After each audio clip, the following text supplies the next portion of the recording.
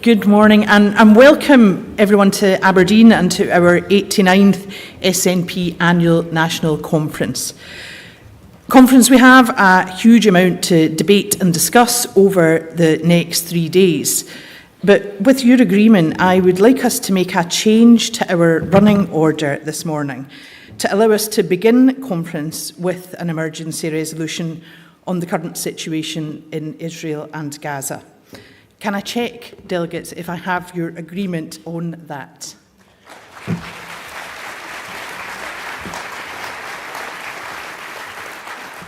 Thank you very much, Conference.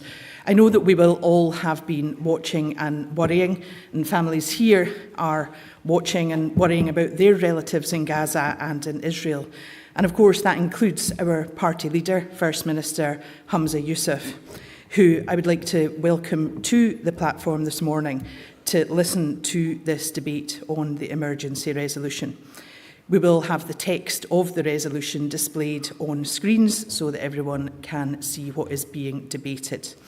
And as we await the First Minister, I would like to indicate that our first speaker to move the resolution will be Angus Robertson, MSP, who will be followed by Christina McKelvey, MSP, to be followed by Olaf Stando, to be followed by Councillor Nadia El Nakla. And if I could have them ready to come to the stage. I think I have a point of order, and I wonder if we could have you to the stage for the point of order, Bill. Thank you.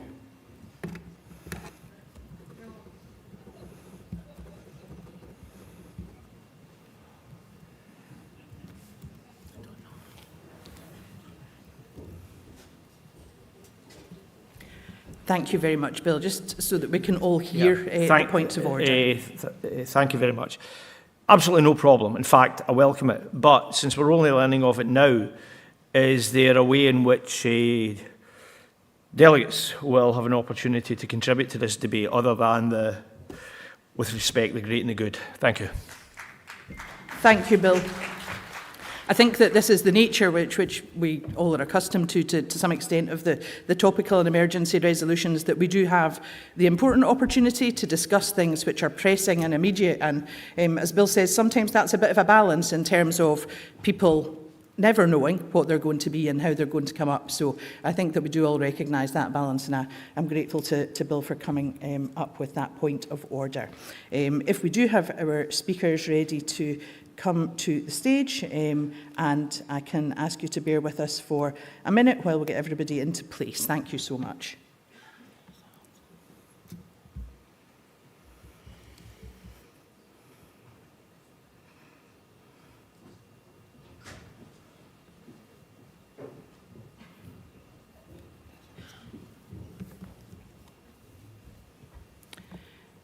Conference, if you'd like to join me in welcoming to the stage our party leader, our First Minister, Humza Yousaf, MSP.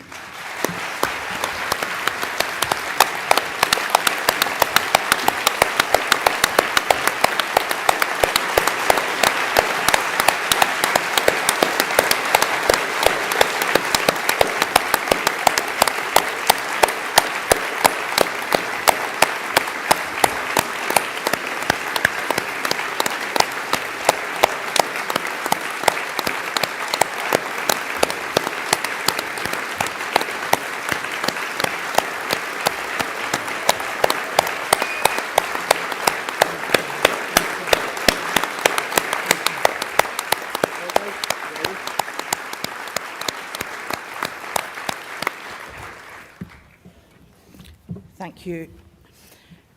And to move the emergency resolution, can I ask that we now have Angus Robertson, MSP, to join us on the podium. Angus will be followed by Christina McKelvey, MSP.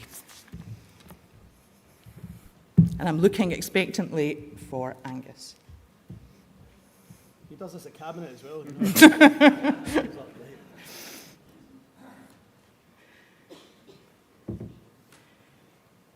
I do see some of our other speakers are already in position, which is very much appreciated.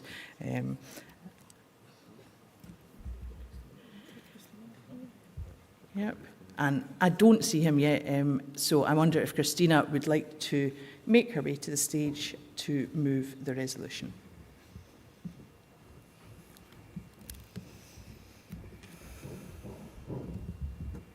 Thank you very much, Christina. Good morning, conference. It's lovely to see you all here back in Aberdeen. And usually we come to conference where we feel really upbeat and we get to meet with old pals and get lots of cashed-in hugs that we've saved up for the last wee while. But today brings us together in a very poignant moment. None of us will have been surprised to be moved by the events in Israel and Gaza over the last few days, particularly over last weekend with the atrocious assault by Hamas, but also by the real suffering of the people of Gaza, a people who have suffered for many, many decades. And to see the horrible sights that we are seeing on our TV and thinking, we said this would never happen again. We said a people would not be shifted in the way that we can see people being shifted. And I think for us, we can show our empathy and our compassion to all people who have been affected by the situation in Gaza, particularly over the last week or so. We send our love, our prayers, and our compassionate solidarity to all families who have been impacted, but none more so than our First Minister and his family. And I hope you will join with me in showing your love over the next few days to Nadia and Hamza and his family.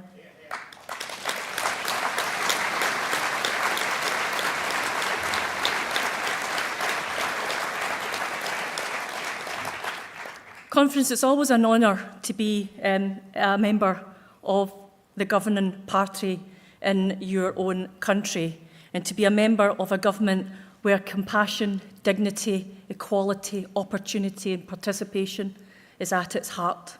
It's always a joy, even on the days when the work is really hard and, you know, the media is pretty turgid as well. But it is always an absolute joy and an honour. And I say that with full sincerity.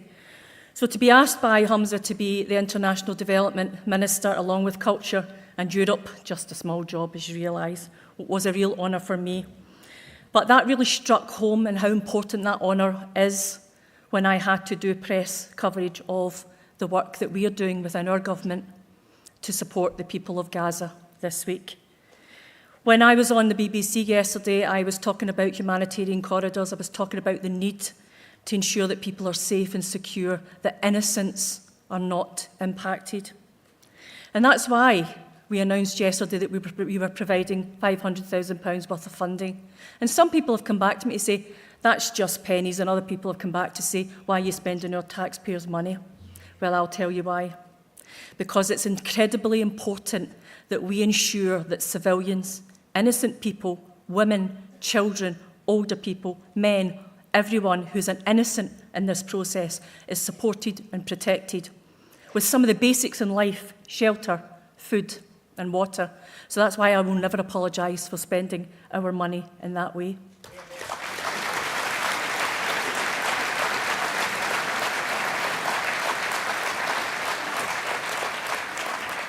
Conference, I had a message from a friend last night who has, her family are Palestinian as well. She married a Palestinian man, and she's got many of her family in Gaza. And she says to me, thank you so much to the Scottish Government for showing the world the way to go. And I said to her, it's only a drop in the ocean. But a drop in the ocean causes a ripple, and a ripple causes a wave. And I am sure over the next few days and weeks, Scotland has led the way to a wave of humanity and compassion. That's why, Conference, I ask you to support this motion today. Thank you.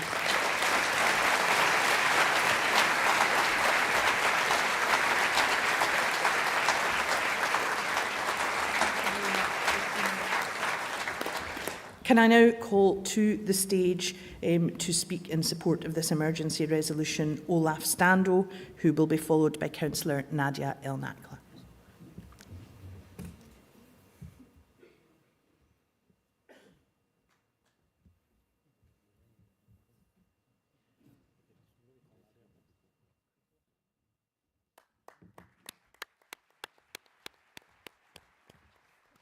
Thank you, Olaf.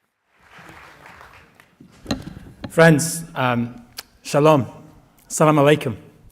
These two words that mean the most to the Jewish and the Muslim and the Arab community mean peace.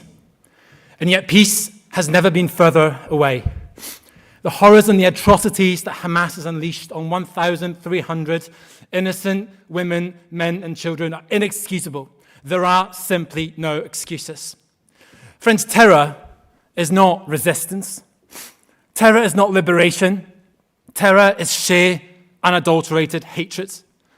And if we cannot call it out for what it is, terror, we are failing our humanity. But equally, what Israel is doing in Gaza, unleashing a humanitarian catastrophe on the innocent people of Gaza, 2.5 million people trapped in the world's biggest open-air prison, that is inhumane, and we have to call it out.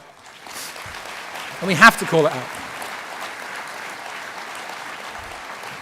What the family of our First Minister and what the family of his wife Nadia has been going through in Gaza is unimaginable.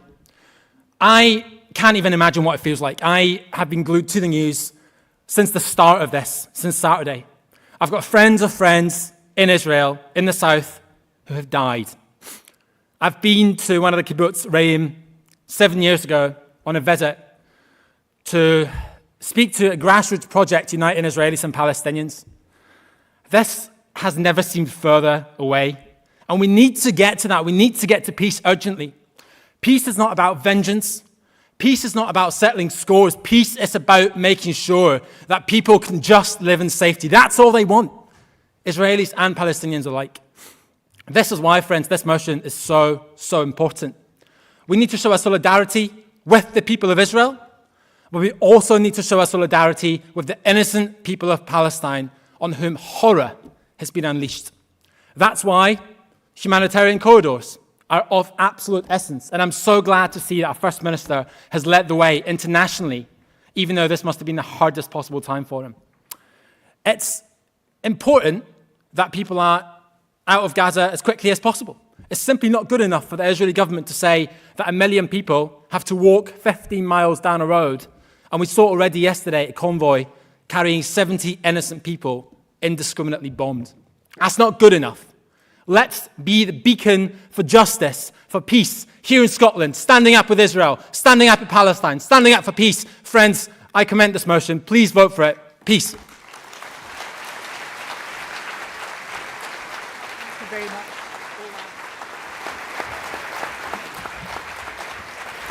And the final speaker in favour of this emergency resolution is Councillor Nadia El Nakla. Please welcome Nadia to the stage.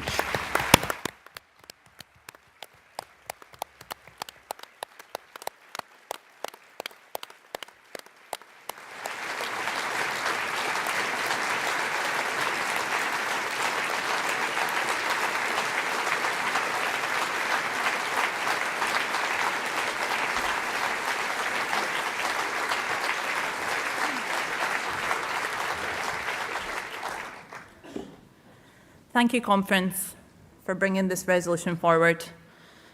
I'd like to start with my heartfelt condolences to every Israeli and Palestinian family that are grieving and suffering. My dad always told me that the Jewish community in faith are our cousins, so I am sending love.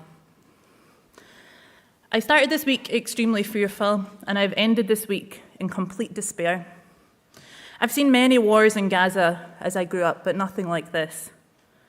I'd visit Gaza every summer for 6 weeks at a time. I've experienced gunfire at our home, rocket attacks. There's been a time when my house in Dirbala was hit by a number of missiles. Another time Israeli soldiers took over our home for 3 days because it was the highest home in the area and it was a lookout point. We are used to suffering and being fearful. This time is different. Normally, once the death toll would reach a high enough number, the world would ask for restraint. But the number of the deaths are soaring. Mostly children in Gaza is being turned to rubble. No food, no water, no electricity. We are seeing an attack on humanity. And my heart feels like it's starting to turn to stone. Gaza has been obliterated like never before. My mum has said in the past 8 days there's not been a lit up for more than 10 minutes. Conference, as friends, I wish to share with you my two biggest fears. One is that 2.2 million people will die through military attack, door-to-door killings, and starvation. My second fear is that Gaza will no longer exist. The dehumanizing language which is being used by the Israeli government, never heard before, is terrifying. Even more terrifying is the fact that the world is enabling. Instead of sending spy planes, the UK should be sending supplies.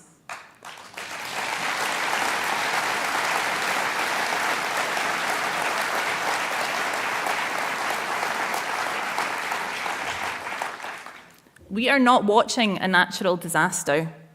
This can be stopped. But what we are watching is an unimaginable horror.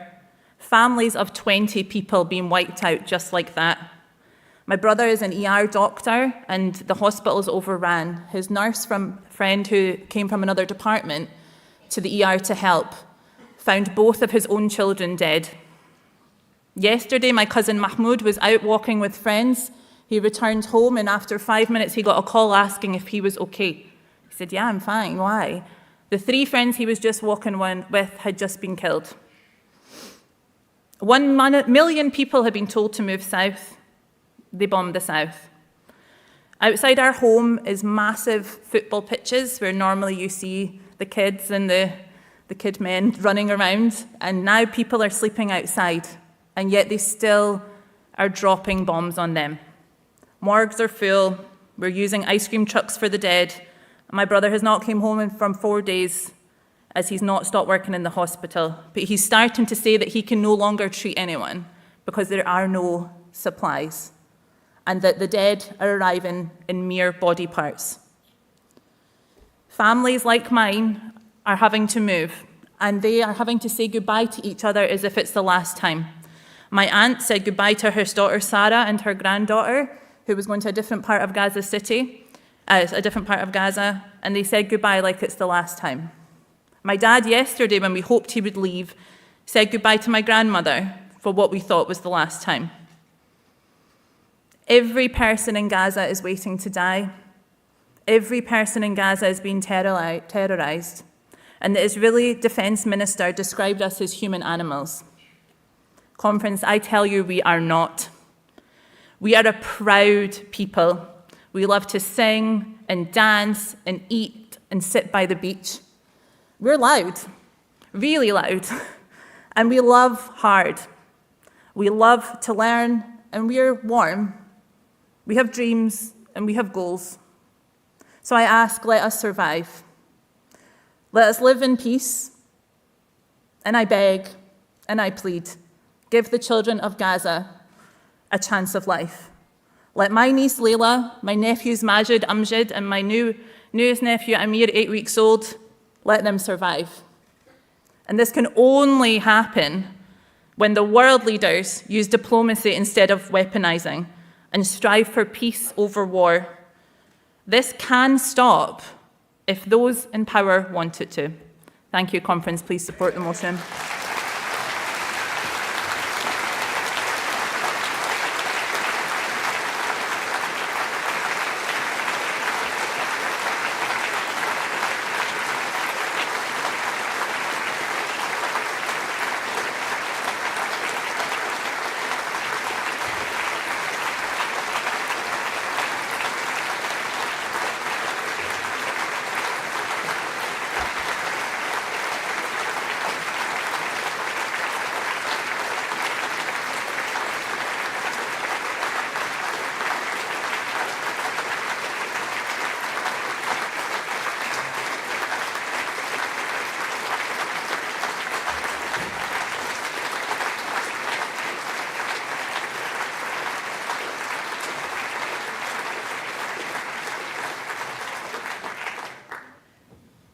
Thank you.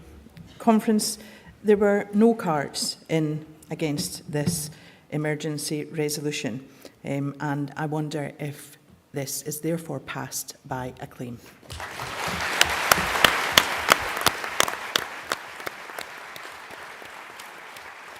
Thank you very much, delegates, and to all speakers. I would like to convey the apologies of Angus Robertson, who has been delayed and was very sorry about that.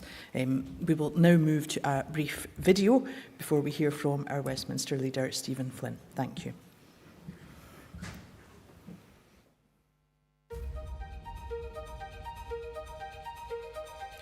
Since its birth in 1934, the SNP has been the party of Scottish independence. Generation after generation, our members have believed in Scotland and its people. All of us, together, stand on the shoulders of giants. We've pounded the streets in every single corner of Scotland. And with each conversation, with each door knocked, slowly but surely, we've shifted public opinion. From the days when it was maybe a little less fashionable to support independence, to today, where we are Scotland's party of government. We are within touching distance of our dream, an independent Scotland. That is real progress. But nobody said it would be easy. There were always going to be bumps in the road. And that's why we must keep the heat.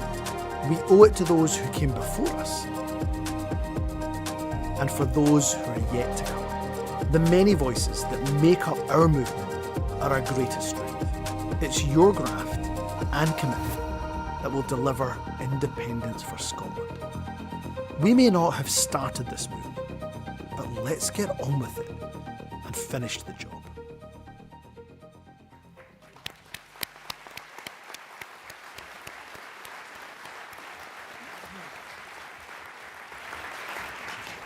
Delegates, we're now going to hear to give us our welcome address from Stephen Flynn, MP, the Westminster SNP Group Leader. Welcome, Stephen.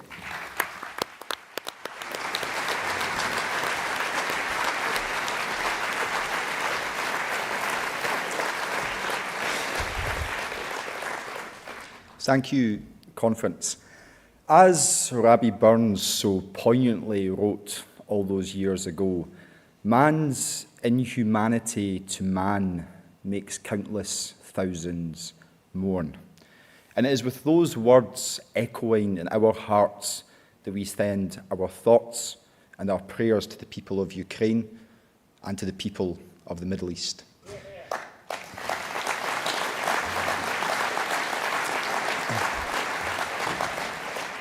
The terrorist attack by Hamas against the Israeli people last week was a war crime against our common humanity. We must unequivocally condemn it, and we must rise against their terror in our response. And surely one of the most powerful responses to the inhumanity of Hamas is to seek to protect the shared innocence and the shared humanity of all Israeli and Palestinian civilians. Of course,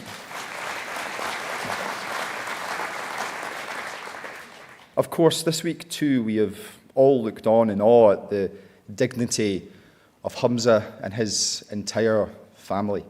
The empathy, integrity, and courage he has shown has been remarkable.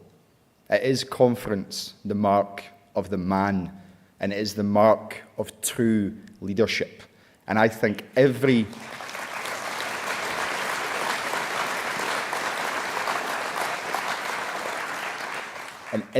single one of us has felt pride this week to know that we have him as our party leader and our First Minister of Scotland.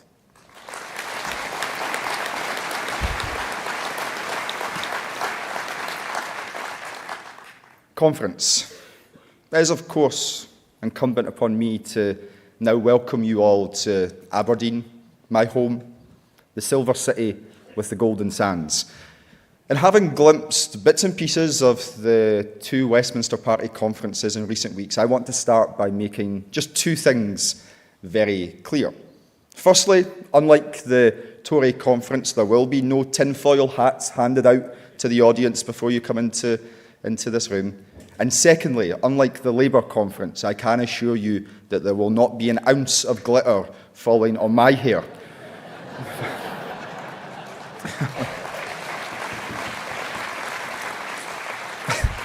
But friends, it would, I'm afraid, be easy to fall into the comfort of a home crowd and try to somehow bypass the challenges that we all know that we face.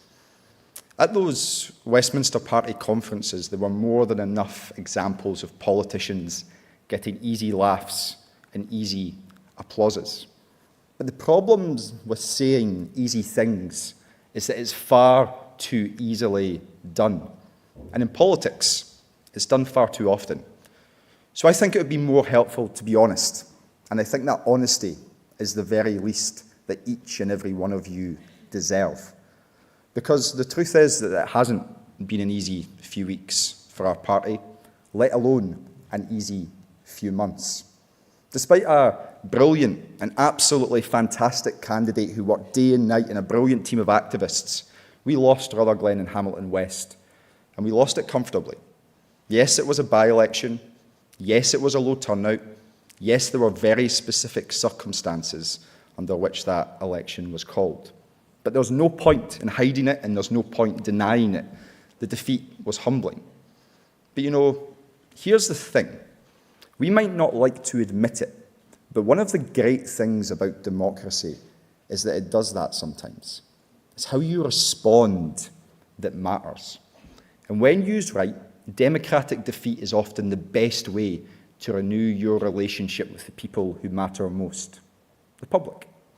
Each and every time the public have their democratic say, the only right response is to listen and to keep listening. The only right response to a humbling defeat is to be honest with ourselves and to be honest with the public. That's what leadership it's about. That's what truly representing the people of Scotland is about. And at our boldest and at our best, it is what the Scottish National Party will always be about. And friends, when the Scottish National Party listens, and then when we act, Scotland always wins.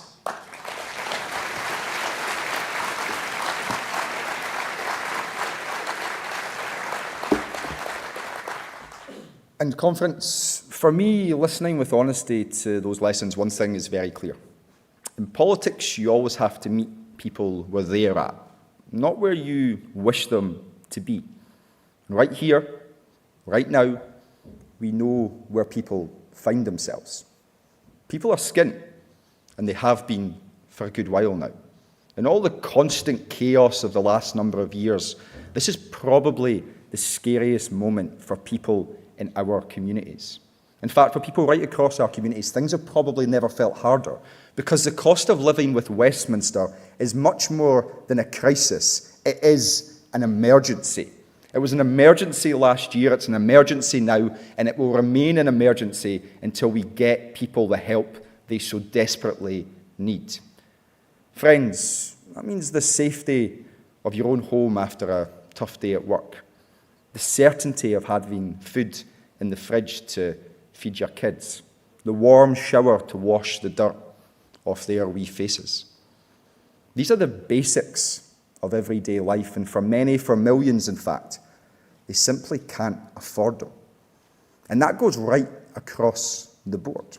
For those on low fixed incomes and for those we would consider to be on middle incomes. There used to be talk about a squeezed middle. They're now no longer simply squeezed, they're barely getting by, and that stress of surviving is what people are facing into right now. The deafening thud of the letterbox flapping as the mortgage renewal lands, the anxiety of typing in the meter reading to see how much more you now owe. It is that simple, and it is that serious. People are at breaking point, and they're at breaking point because they live here in broken Britain. And friends, let's accept another truth. Politics does too easily and too often descend into a blame game. But when the blame is this blatant, it deserves to be repeated and it deserves to be remembered. Skint, Scunnered, Scottish, blame the Tories. After 13 years,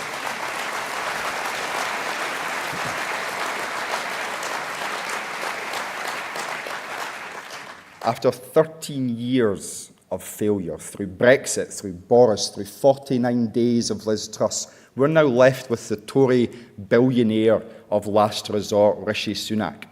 Now, we all know that Sunak is already sunk and that the Tories are in their dying days in office. But we know too that the very last sting of this rotten Tory tale is a cost of living crisis made in Westminster. Let's make sure that we keep remembering what they have done, the price that our people have paid because of it. And let's make sure that the Tories get stuffed at the next general election once again in Scotland.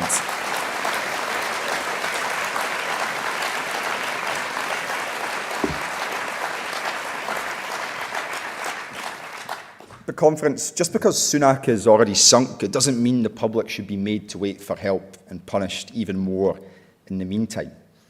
They need help right now, and they need help throughout this winter.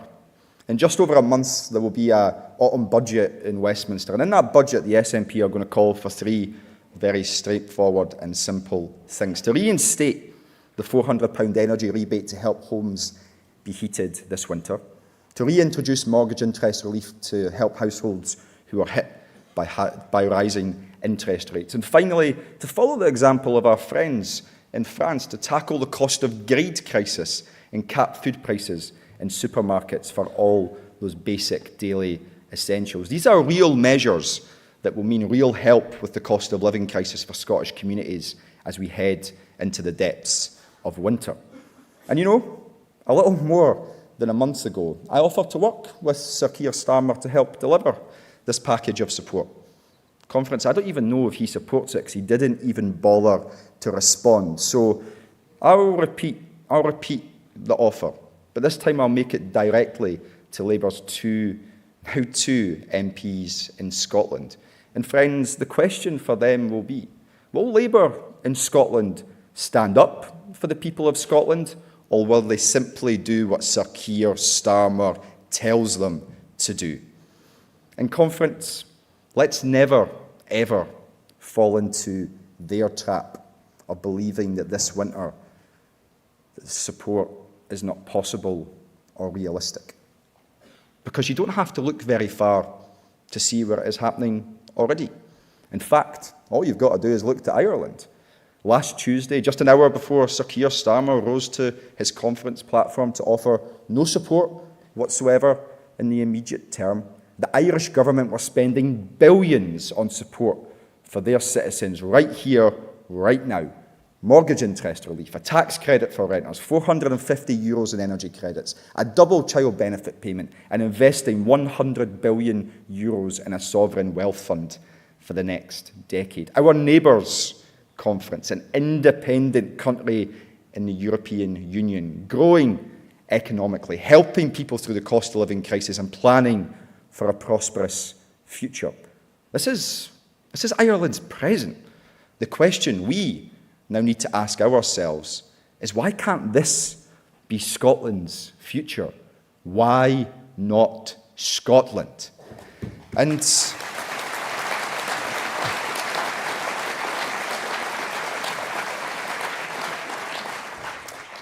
in conference, that question also brings us to another fundamental reality. And truth be told, I think folk can see it, and I think folk can feel it, because it's a reality in plain sight. Brexit Britain is a place and a politics in deep decline. I couldn't help but notice that at the conferences, the Westminster parties now apparently agree on something. Rishi Sunak told his party that, and I quote, "Westminster is a broken system." Sir Keir Starmer, he talked about the walls of Westminster being so high that people's needs go unheard and unseen. Some honesty from the UK establishment at last. But those statements recognise a bigger truth and a broader trend. When it comes to debt growth, productivity, inequality. The UK's problems aren't temporary, they are terminal. And this is no passing phase. Because this week too we were informed that in comparison to nearly every other G7 country, the UK would be stuck living with higher inflation for longer, higher interest rates for longer, and lower economic growth. Friends, it's one thing for Sunak and Starmer to have finally woken up to the reality of Brexit Britain. But if they aren't prepared to offer a solution to that economic decline and social decay, then neither of them, Tory or Labour, will ever offer real change to the people of Scotland. And in both Westminster parties, there is a heavy dose of denial and dishonesty on how to escape this current economic decline. But they need to be told. You can't deliver sustainable economic growth and at the very same time back a hard Brexit. You can't claim to back business when you deliberately isolate yourself from a single market of 500 million people, the largest market in the world. You can't hope to compete and win the global race to net zero if you either don't believe in a just transition like the Tories, or if, like Labour, you are already cutting back billions on your promises of green energy investment before they even get into government. And if your attitude to migration is solely defined by stopping small boats, you will never be rooted in the understanding that a modern migration system that welcomes people to our shores actually generates economic growth. Sunak and Starmer, they don't want to hear this, but it is the right thing to say, and friends, we will keep on repeating it. And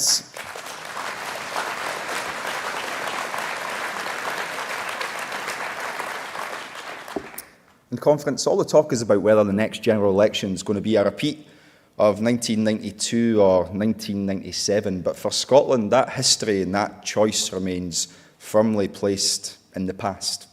Our country has moved on from that depressing seesaw. In 2023, Scotland is a place apart, and it's a politics apart. Our choices can be different, and so too can our future. Let's get rid of the Tories now. Let's never go back to Blair. And while we're at it, let's end Westminster control for good. Because, friends, the real choice at this general election boils down to this. The Westminster parties are asking the Scottish people to trust them to fix the unfixable, broken Brexit Britain. We are asking something different, and we are offering something deeply different. We are asking the Scottish people to put trust in themselves, to take powers and our future into our own hands. We are offering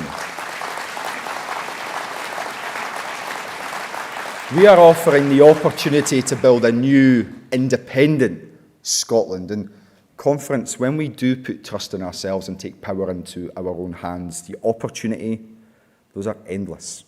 And it's something important to remind ourselves that for people my age, our political memory doesn't know anything other than devolution. The great generation led by Winnie Ewan, who told us to stop the world, Scotland wants to get on. And for my generation growing up, that's exactly what's kind of happened. The return of our Scottish Parliament gave us a voice, and our government began to confidently shape a society that truly reflects our values. It means that if you're a bairn born in Scotland, it'll be into a baby box. As you grow, you'll go to nursery with 1,140 hours paid for you by the state. At primary school, you'll get a free school meal. Want to go to university, that'll be paid for you. In total, 95% of your peers will either do that, go to college, apprenticeship, or straight into work. Finally, land that job, and do so knowing that you'll join with the majority of Scots in paying less tax than in England. Get a flat, your council tax will be cheaper than south of the border too. And all the while, turn on the tap and you'll get clean, crisp Scottish water from a nationalised company. Then fall ill perhaps and your prescriptions will be covered. Fall into poverty and your children will be protected by this child payment. Open a small business and your business rates will be covered. As you age, you'll join our young people in having access to free bus travel, whilst living in safe in the knowledge that your personal care will be covered. And bit by bit, it means a country confident enough, smart enough, and creative enough to imagine a future beyond Westminster.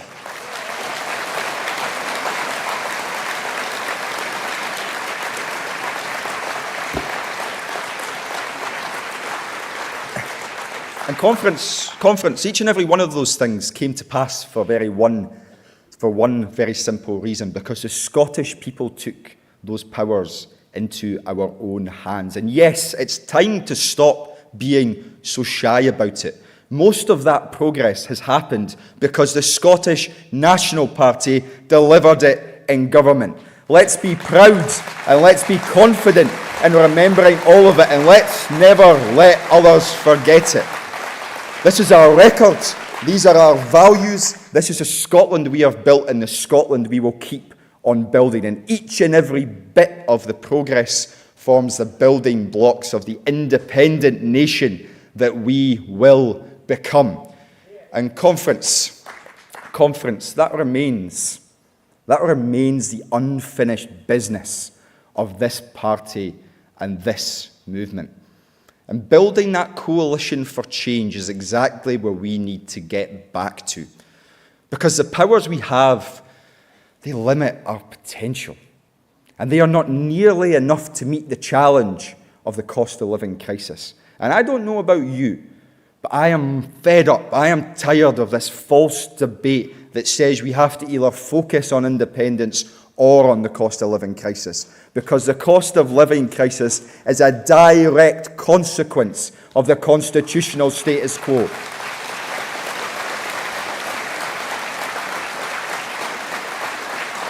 Unfair, unequal, broken, backwards Brexit Britain is the very reason why people can't afford to pay their bills. It is the cost of living with Westminster. And from this moment on, we need to powerfully put it to the people that constitutional change is the only way to get real change. We need to put it to the people that if you believe that every drop of Scotland's energy should be used for the benefit of the Scottish people, if you believe in energy independence, then we are the party of change. If you believe in economic growth, that our energy-rich country is perfectly positioned to reap the rewards of revenues and jobs from the green industrial revolution, then we are the party of real change. If you believe in a Scottish Parliament that doesn't just mitigate against poverty, but believe in an independent Parliament that can eradicate poverty for good, then we are the party of real change. If you believe employment law, the power to protect workers' rights and trade unions,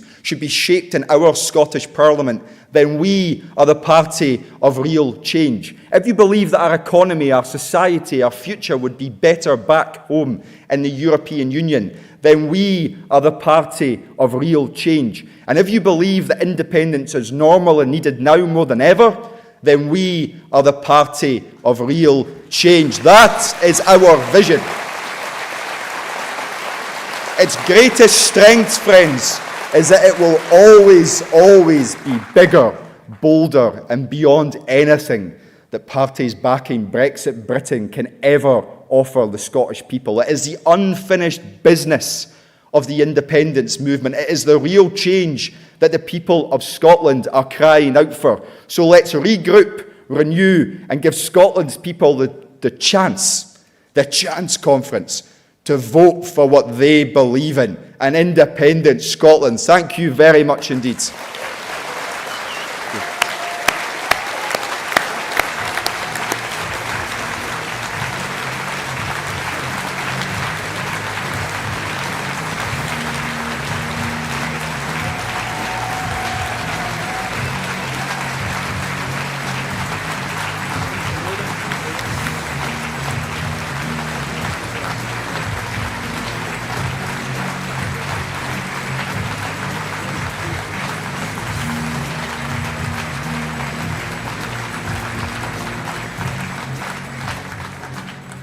Thanks to Stephen for that great opening to our Conference.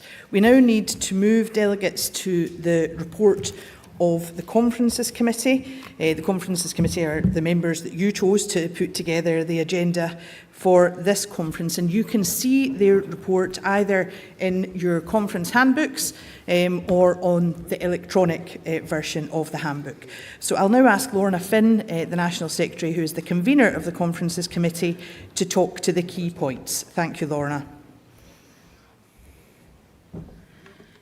Conference, there is one proposed change to the published agenda in that, having taken the emergency resolution on the Middle East this morning, Conferences Committee is proposing that we do not take a topical or emergency session at 2 o'clock this afternoon and instead give that extra 20 minutes to the independent strategy resolution. We have a number of people We've had a number of people asking just over to get some extra time over that debate, so the committee is minded to do it by this route. If that debate on Resolution 5 does go beyond 4 o'clock, there is extra time already built into the agenda prior to the internal session, so the debate will absolutely be allowed to continue as far as possible. I'd also like to just note that the schedule for 4 p.m. was an address from Shona Robson, the Deputy First Minister. Illness means that Shona can't join us today, and so if we do get time to include that slot later today, she will be replaced by a two-hander from Cabinet Secretaries Mary McCallan and Jenny Goruth. Thank you. Delegates, I have received no cards in to ask questions in relation to the Conferences Committee report, but as you will know, we do need to agree to accept the report in order that we can move forward with our agenda. And given that we did have no cards in, I wonder if I can ask if that is accepted by acclaim.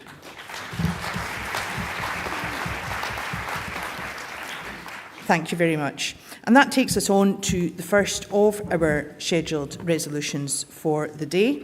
That is resolution number 1, which is entitled Bring Energy Resources into Public Control. This resolution will be proposed by Chris Law MP and seconded by Siobhan Tolland. I wonder if I can just highlight before we have delegates speaking from the stage that the speech timings, as ever, are that the mover of the resolution and the mover of a direct negative would be entitled to 5 minutes. All other speakers would be entitled to 3 minutes. You don't have to use all these minutes. That might allow other people in. We do have a lighting system on the podium, so speakers will see red, amber or green lights. You can draw your own conclusions about what we want you to do if you see the red light.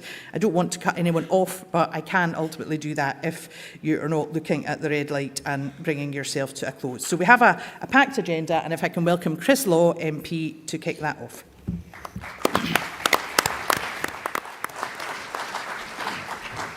Good morning, Conference. Everybody okay? All good? Glad to hear it. First motion of the day. I'm going to say something very obvious. Scotland is an energy-rich nation, an extremely energy-rich nation. And for decades, Scotland's been a key player in the global oil and gas sector. Already, Scotland is a green powerhouse across these islands, and going forward, Scotland has the potential to be a leading European producer of green and renewable energy. Yet despite this, fuel poverty is a stark and unsettling reality for far too many in our society. It is estimated that a quarter of all households in Scotland are currently living in fuel poverty. That's an increase of 40% in the last 4 years. Friends, fuel poverty exacerbates existing social inequalities and leaves many trapped in a cycle of poverty, as the choice between heating and other necessities become a harsh daily reality. Those in lower incomes are most likely to be affected, and it's often those who are more vulnerable in our communities, such as the elderly and the disabled, with also others with pre-existing medical conditions, that suffer disproportionately from the effects of fuel poverty. People struggling to pay their bills are forced to ration their use of energy, having to choose between heating a room, cooking a hot meal, washing their clothes, or even being able to have a warm bath or shower. Living in a cold, damp environment can cause or exacerbate health problems such as asthma and heart conditions, and fuel poverty is linked to excess winter deaths. Friends, frankly, this is a tragedy. It's an outrage that in an energy-rich nation such as ours, people are having to choose between heating and eating, and dying because they cannot afford fuel. This situation is not unique to Scotland. The UK as a whole has the worst levels of fuel poverty in Western Europe. Yet while the Scottish Government has set out targets in law that by 2040 that no household in Scotland is in fuel poverty as far as reasonably possible, the actions of the UK Government at Westminster have demonstrated that they do not have the compassion or the commitment to address this as a priority. Despite repeated SNP calls, the UK Government has refused to cut energy bills and has scrapped the £400 energy rebate. Yet while bills doubled here, state-owned EDF in France has been restricted to raising energy bills to 4% last year and 15% this year. Scotland cannot afford to watch Westminster sit on its hands while people have been left in a situation where they're struggling to afford basic necessities, instead of reaping the benefit of Scotland's natural resources. It is beyond doubt that only with the powers of independence can we radically change this. Friends, energy is not just a convenience, it is a human right. This fundamental principle recognises access to energy is essential for our basic human needs, health, education, and economic well-being. Denying people access to energy not only deepens inequalities, but also undermines human dignity. Our citizens should never be subject to the whims of the market, and that's why we must support this motion and support the plan for an independent Scotland to bring our energy resources into public control and to commit to building this infrastructure for as soon as this is practically possible. As energy corporations continue to report record excess profits, the current system is fundamentally flawed, failing to put the well-being of the public at the forefront of energy policy. Public ownership of energy companies would represent a transformative shift in the energy sector with an emphasis on sharing for the public interest rather than maximising for shareholder profits. And we don't have to look too far. Public ownership in countries like Norway and Sweden has resulted in consistently low and stable energy prices for consumers. Revenue from state-owned energy companies such as Statkraft have been reinvested in the country's welfare system and public infrastructure, contributing to one of the highest standards of living in the world. Friends, it's simply absurd that while Scotland is a net exporter of energy, people in Scotland have higher average energy bills than those in England and Wales, driven in part by higher transmission charges to access the privately owned national grid. It is a moral outrage that while BP and Shell post record excess profits, people are returning food to food banks because they cannot afford the fuel to cook it. Furthermore, public ownership can lead to greater investment in renewable energy, as the profit motive is removed, and the government can prioritise long-term sustainability and climate action. Of the top 10 countries in the world that are leading the energy transition to renewables, it is only the UK that does not have a publicly owned renewable energy generation company. So while Rishi Sunak may be intent on abandoning vital green measures and drilling for more oil, regardless of the consequences, an independent Scotland can lead the green industrial revolution. Bringing Scotland's energy resources into public control is a compelling solution that can prioritise affordability, accessibility and the well-being of its people. It can also expedite the just transition to renewable energy, ensuring that no one is left behind in the shift away from fossil fuels. By prioritising social justice alongside environmental goals, Scotland can lead the way in building a more equitable, sustainable future. Friends, I urge you, all of you, to please support this motion. Thank you. Thank you very much, Chris. And to second this resolution, I would like to call Councillor Siobhan Tolland, who will be followed by Bill Ramsey, who will move the amendment. Welcome, Siobhan.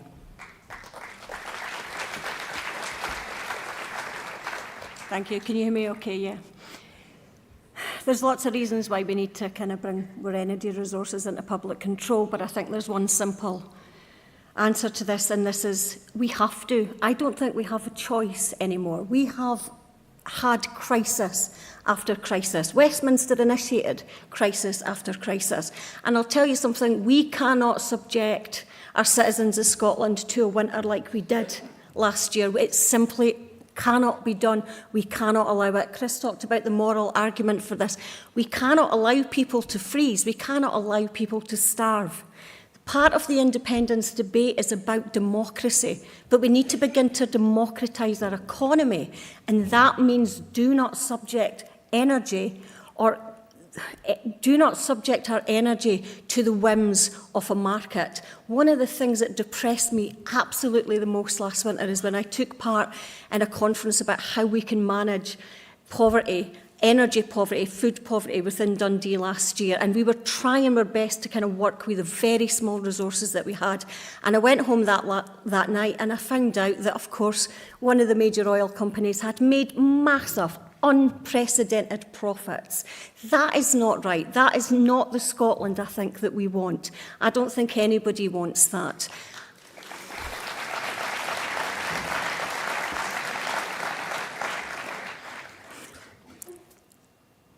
Bringing our energy resources into public control gives us control over the process. It allows us to build the wellbeing economy that I think we all want. The wellbeing economy is not just a phrase, it's not just a discourse. It means that when we bring things into public control, we put the wellbeing and health of people first. We don't put profit first, we put the health and wellbeing. And that means we can start making those decisions. We can raise those resources from the natural richness of energy that we have. We use those resources and we make it and we turn it into a safe place for people to reside.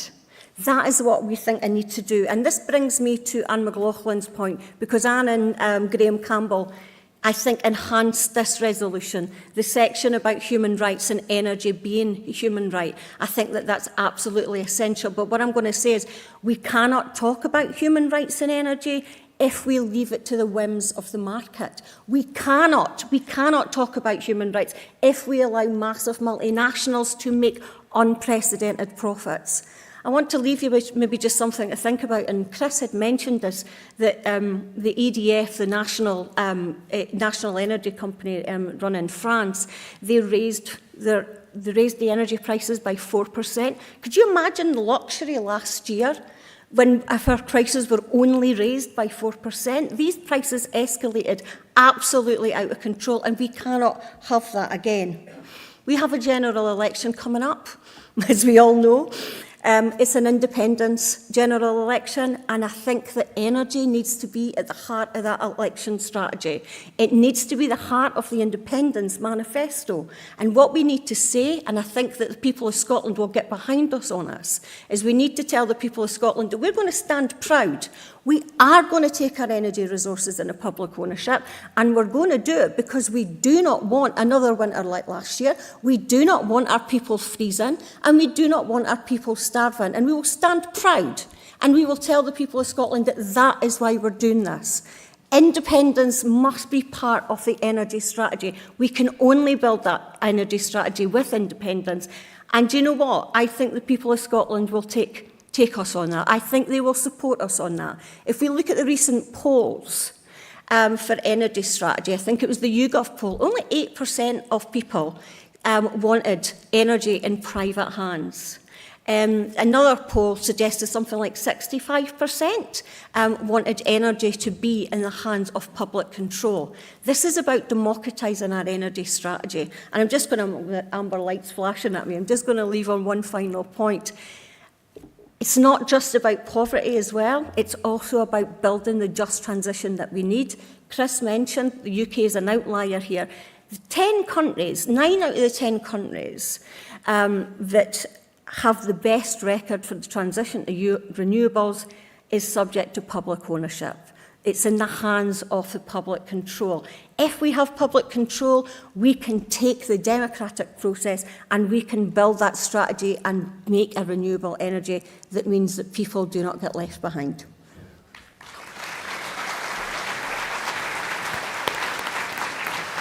Thank you very much, Siobhan. And thank you also for taking note of the flashing amber light. Delegates, as I said, I will try and gently move people to the end of their speeches, but we will try and make sure as many of you get in, so please do try and adhere to time. Also on process, we've got a whole bunch of cards in for this resolution, but just worth reminding delegates that if you want to speak in any resolution, you can see what's coming up for the whole conference. It's very helpful to us if we have your cards in as soon as you're able, and you can get cards from the stewards who are around the sides of the hall. So with that being said, to move the amendment to resolution number 1, please welcome to the stage Bill Ramsey, who will be followed by Chris Hanlon seconding the amendment. Good morning, Conference. Bill Ramsey, convener of the Trade Union Group. I'm moving Amendment A. And as the Trade Union Group amendment adds, through a mix of local, public ownership and nationalisation. Nationalisation, Conference, can generate wealth.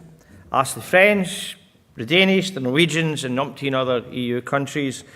You could even get an AEGO board out and contact some former pre-Thatcherite Conservative ministers, and they would tell you the same. Bringing Scotland's energy and renewable future back under full control of the people of Scotland is vital in securing our nation's economic independent future. And that's not just from an economic perspective, but from an environmental point of view, as we alluded to by the previous speaker. It's a powerful tool in addressing the cost of living crisis, as you've heard, and paving the way from devolution to independence, part of the campaign from devolution to independence, and ensuring that political democracy is matched by economic democracy. As the motion recognises, renewable energy is our future, and this is the mechanism by which we can get there. The modest amendment fleshes out what public control means. What we need, as far as possible, is public ownership, as it is in many other countries, as I've said. Public ownership can take different forms. One, of course, would be an asset-based, renewables-focused national energy company, such as you've called for at least twice in the past, and as this amendment takes forward. It's important to note that the UK reservation on energy policy is not all-encompassing. It's true that that means that the Scottish Government cannot run an energy company as an internal government department, run by civil servants, not allowed. It need not apply to an arm's-length company owned by the Scottish Government, generating profits for the Scottish people. Other forms of public ownership would be legitimate too, such as a coalition of local authorities or a national mutual company, such as think tanks like Commonweal and Scotonomics have already suggested. Technically private, but the shareholders would be the Scottish public. Every adult resident would be a shareholder. Every adult resident in Scotland would have a share in the company. That's the type of an imaginative thinking that we need. The SNP needs to be the principal standard bearer of this imaginative thinking. If independence is to be meaningful for the voters, independence needs to be seen to be able to deliver for the voters. Like the amendment, it isn't that complicated.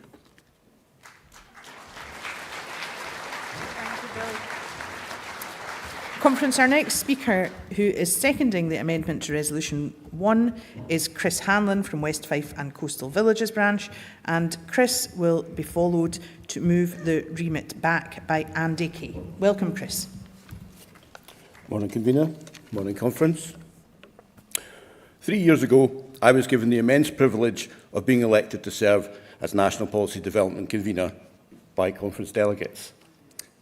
In my time in that role, I learned an enormous amount about a great many policy areas. A few months in, I found an old email that had come in just after my election to an email address I barely used anymore at that point. When I read it and spoke to its author, it opened a Pandora's box of horrors that I was barely aware even existed. I didn't know anything about energy policy at the time, but as soon as I started listening to experts in the field, I knew we had a lot of work to do and that a vast amount of information on the subject floating around on social media was frankly a load of old horse hockey. I chaired 2 working groups on the matter over the following 2 years, and as the first energy price crisis began to unfold, We tried desperately to get the Scottish Government to use the extensive powers it has over local authority taxation to intervene in the wholesale market and protect consumers, but I was unfortunately unsuccessful in that effort. There is a real problem that there is very little understanding of energy policy among the general public, or even amongst parliamentarians. Energy demand is basically inelastic. Demand can rise and fluctuate, but it rarely drops below a certain level. That means that consumers and businesses are a captive market and can be squeezed for every last spare penny they have by energy suppliers unless the market is well regulated. Privately owned energy giants behave like a massive cartel, and with no competition that is in public hands and no effective regulation, there is little that can be done to stop them. Our citizens sit in the cold and the dark to keep corporate profit margins healthy, and our industries are kept horribly uncompetitive because they just don't have access to the cheap energy their international competitors do. This is an excellent resolution and amendment that will ensure that an independent Scotland, where people and businesses will have access to our abundant energy resources at a price that reflects their true cost, rather than the maximum price that can be wrung out of the international market. We are to become a mature, thriving economy based on the principles of well-being economics. We must stop allowing the energy cartels to hold us to ransom. Similarly, we should not create lumbering public monopolies, but give control of our energy independence to the communities that generate it. And we should send a clear message to the Scottish Government to use the few powers it does have more creatively to protect consumers in the here and now. Thank you very much. Thank you, Chris. Delegates, our next speaker on resolution number 1 is Andy Kay from Wester Ross branch, who is a first-time speaker at conference. Andy will move the remit back, and he'll be followed to second the remit back by Graham McCormick. So welcome to Andy.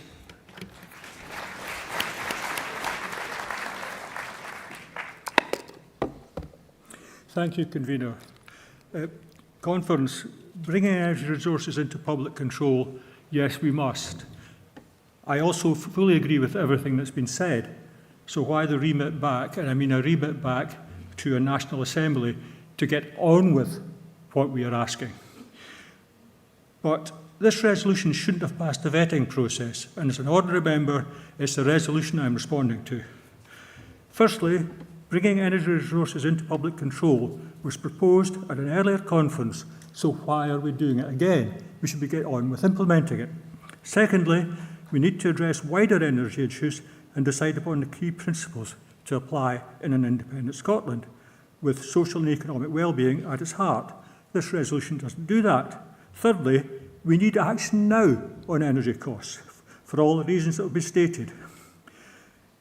In paragraph 1, the resolution states the last winter crisis was caused by Westminster's refusal to provide appropriate support. That was a consequence and not the cause. Paragraph 2 states the SNP Conference recognises this crisis is one that can be prevented. Sorry, we're good, but we're not that good. We can't change what's already happened. The other paragraphs relate to preparations for actions post-independence, and will be asking you to approve the remit back, which will also include taking action now. I've got a list of things we could do, and I'll just focus on a couple of them. No lights flashing, I'll focus on a couple of them. One is a reduction on the VAT rate now, from this Chancellor in his autumn statement, from 20% to 5%. How many of you here think it's 5% VAT on energy? It's not. Every kilowatt hour that's generated gets levied 20% VAT. Can you imagine the windfall tax that is at our expense for our current Chancellor, and he's had his feast about it? He could get it back down to take it down to 5% and he'd still get the money he got in before. And the other one I would mention is that energy bills should itemise the costs, because on top of the VAT, there's a huge shed load of levies and things, hidden taxes, applied by the Tory government on renewable energy that should be done away with. Itemise it in the bills, and you'll know exactly what you're paying for. You're paying for a hell of a lot more than your electricity. So, but taking the broader view, there's no doubt the Tories are the high cost of living and the high taxation party. I'll repeat that. There is no doubt the Tories are the high cost of living and the high taxation party. That's the message we want to get across. They go on about income tax when they've got all these other taxes that you and I are paying that it never gets a mention. So, Conference, please support the rebate back to a National Assembly to progress everything that's been said today and to put some of these issues at the heart of our election campaign on the road to independence. Thank you. Thank you very much, Andy. Our next speaker to second the remit back will be Graham McCormick from Helensburgh branch, and Graham will be followed, speaking in favour of the resolution, by Robert Leslie from Orkney branch. Welcome to Graham. Morning, Conference. I'm fully in support of the public control of all our utilities. But I think we've got to look at this in the context of this conference and look at it in the context of the resolution that we're going to discuss this afternoon. And my contention is that if that resolution is accepted, then the opportunity and the chance for us to be an independent country soon is pretty slight. Because you've really got to be independent to have full public control of these utilities. Now, energy is largely reserved to Westminster, but the heritable assets of the energy companies in this country, including all the tanking, the trunking, the piping, can be taxed by the Scottish Parliament and Government now. And there's no reason why they don't do that. And at a meeting that was arranged by the Policy Development Committee, that point was put to our Energy Minister, and I think I'm fair in saying she said that she hadn't been advised of that by the British civil service officials who advise her. And I haven't heard from them since either. But since pointing that out, I've also discovered that unlike other heritable assets, whether it's property or land, and some aspects of land which are rated under non-domestic rates legislation, we specifically exclude pipes and cables. Why? There is nothing in law that says that we cannot tax them, and it would be a fairly simple and straightforward thing in order to bring forward a piece of legislation very quickly which could address that. Because to put it in context, the excess profits from the energy companies from Scotland alone is probably something around £10 billion a year. From government, UK and Scottish government statistics, the estimated total energy bill for Scottish consumers is about £6 billion a year. And if we actually look at all the pipes and cables which these companies have, then if they were taxed on £57 per metre length, that would raise £6.5 billion a year. So in actual fact, the Scottish Government just now could actually have energy free in Scotland, given these figures. Now, people will say, oh, you couldn't do that because they would bring it, the UK government would bring in the Internal Market Act. Well, I've looked at the Internal Market Act, and I don't actually think they could do so. But even if they did try it, just think what a recruiting sergeant that would be for independence at the next election, telling people and showing people that they could have an energy-free life in this country. And this is the things that we should be doing. And that's why it's so important that we should have this as truly an independence election and say, if the UK government tries to stop this, then we will dissolve this union the day after the election. Thank you. Thank you, Graham.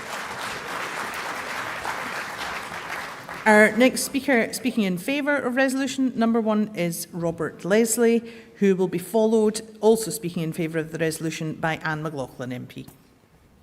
Welcome, Robert. Thanks.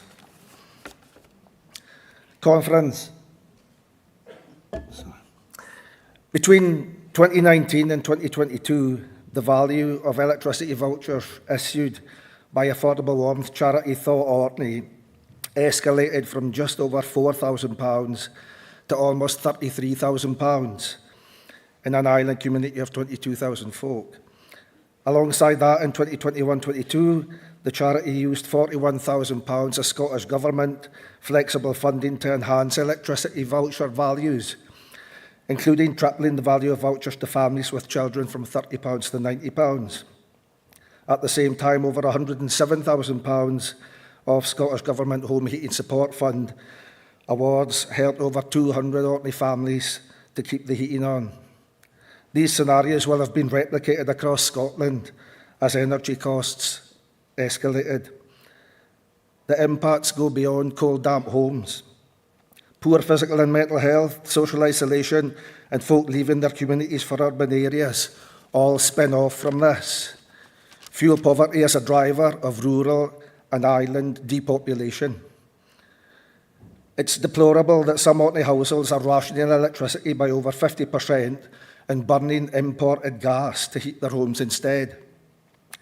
Breaking the price link between electricity and gas should be a no-brainer when Orkney generates more clean green electricity than we can use, and we don't have mains gas. Conference, the SNP government is spending tens of millions of pounds mitigating the impacts of the UK's broken energy system. But these sticking plaster solutions aren't sustainable. We need the powers to make Scotland's energy work for Scotland's people, not shareholders. While we struggle to meet growing demand for the energy support, we also fight to get broken meters replaced. Hours on the phone or on online chat are spent persuading companies to send engineers from mainland Scotland. One vulnerable pensioner continued to top up his broken prepayment meter for 4 years while pleading with his supplier to replace it. He had almost £2,000 of credit by the time they installed a new one this summer. He then waited 3 months for a cheque for his credit. He could only stop worrying when it was in the bank. He said it would make Christmas better, but he shouldn't have to fight an energy company for his own money back. The Perfect Storm report calls for more meter engineers in rural Scotland, amongst other actions.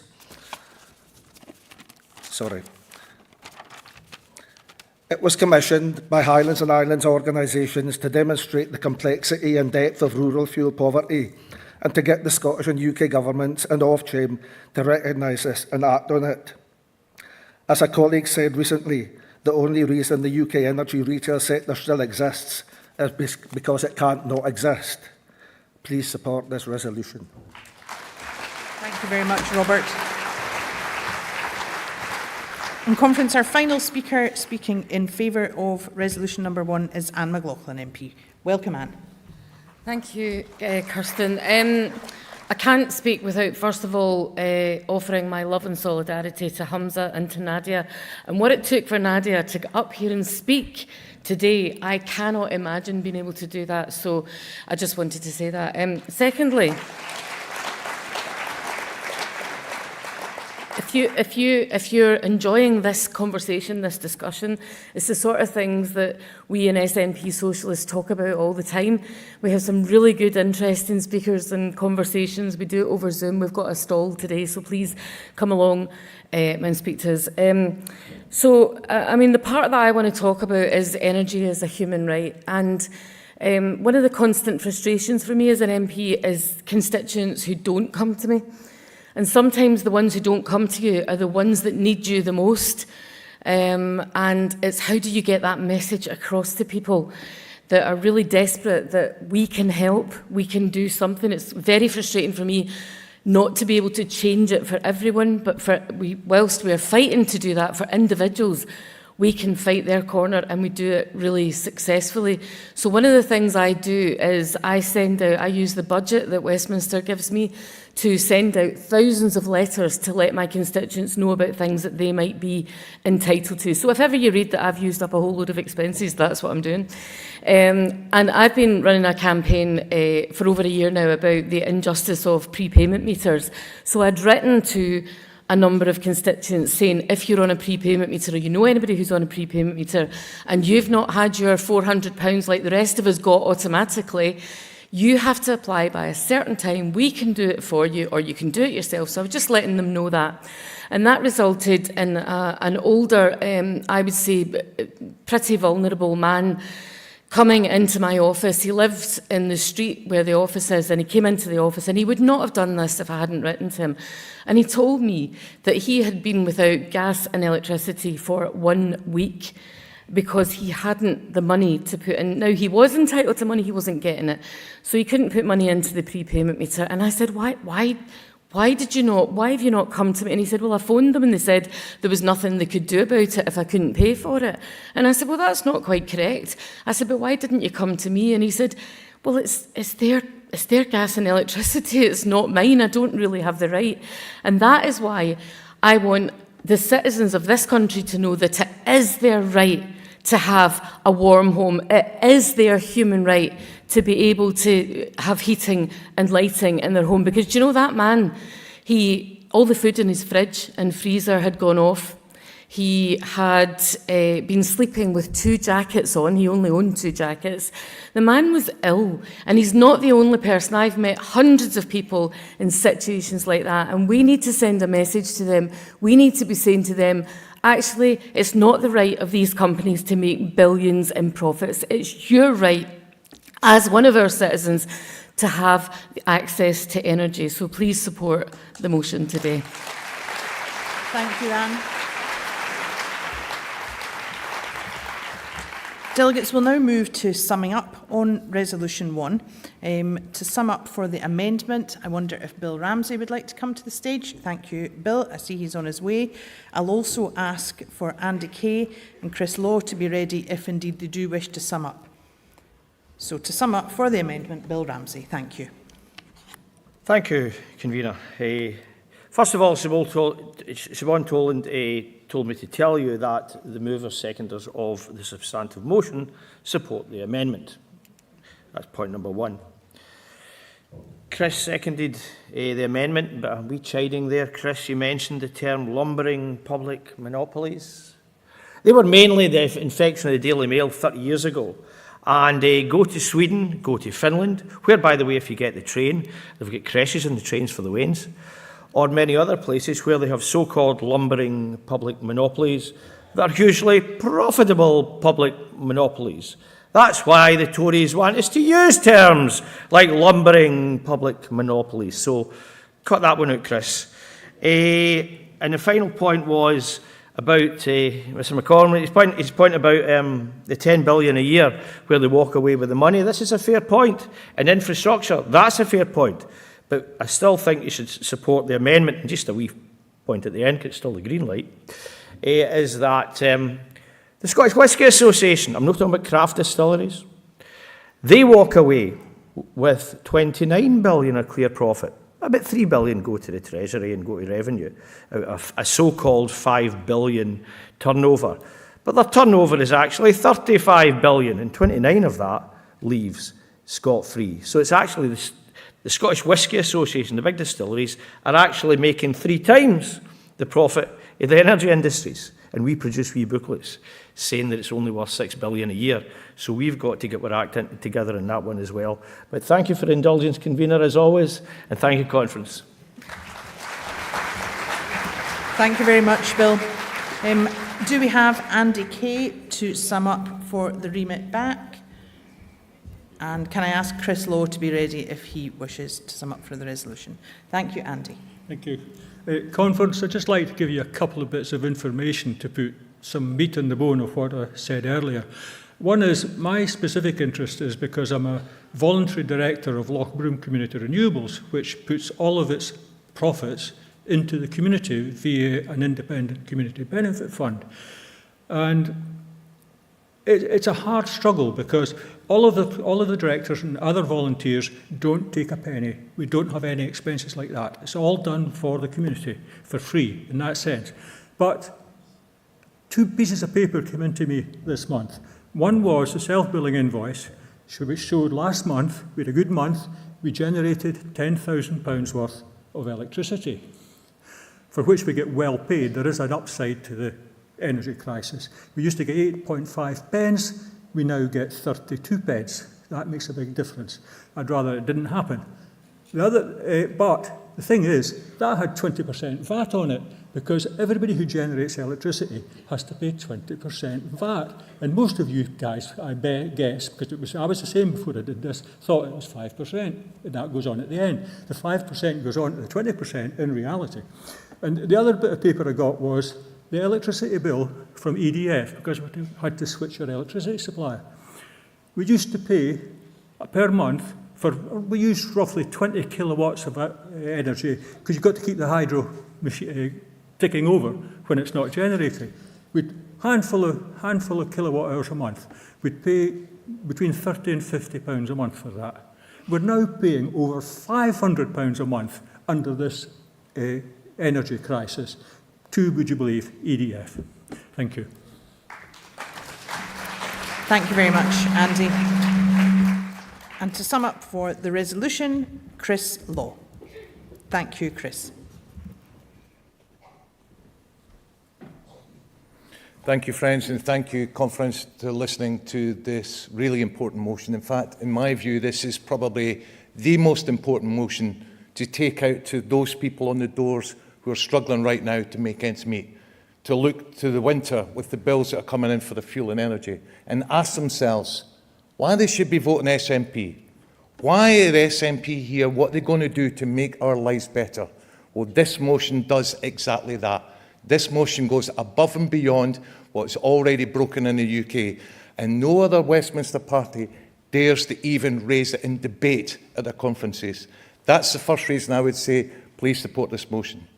Second reason is you've already heard, the UK is an outlier in the rest of Europe. We've got 10 countries already who harness through public resource their energy needs and reinvest. And wealth is a good thing, but we should all be able to share that and be able to live our lives with dignity. And it brings me to my last point that Anne McLaughlin brought, which is about energy being a human right. It's absolutely a human right that we're not shivering under our blankets because we can't afford to put our heating on. It's absolutely a human right that we're not returning the food bank's food because we cannot heat it. And it's an absolute human right as a citizen of Scotland and an independent, normal nation of Scotland, which is absolutely energy rich, to be able to afford to put our lights on and to have heating that we can afford as well. So I ask all of you, please, to please support this resolution. Thank you. Thank you very much, Chris. So, Conference, with this summing up having taken place, we'll now move to voting on Resolution number 1, Bring Energy Resources into Public Control. We will vote first on the amendment, and I wonder if I can ask all those who are in favour of the amendment to raise their cards now, please. Thank you very much. Cards down. All those against, please raise your cards now. Thank you very much. Cards down. The amendment passes overwhelmingly. We now will move on resolution number 1 to voting on the remit back. And if I can ask all those who are in favour of the remit back to please raise your cards now. Thank you very much. Cards down. All those against the remit back, please raise your cards down. Thank you very much. And the remit back falls overwhelmingly. So we will move now to voting on resolution number 1 as amended. Can I ask all those in favour to raise your cards now, please? Thank you very much. Cards down. All those against, please raise your cards now. The resolution as amended is passed unanimously. Thank you, Conference.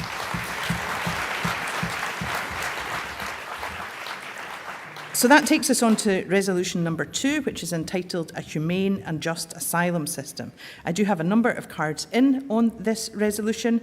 However, we are already pressed for time, so I'm going to take the mover and the seconder only because none of the cards are in against.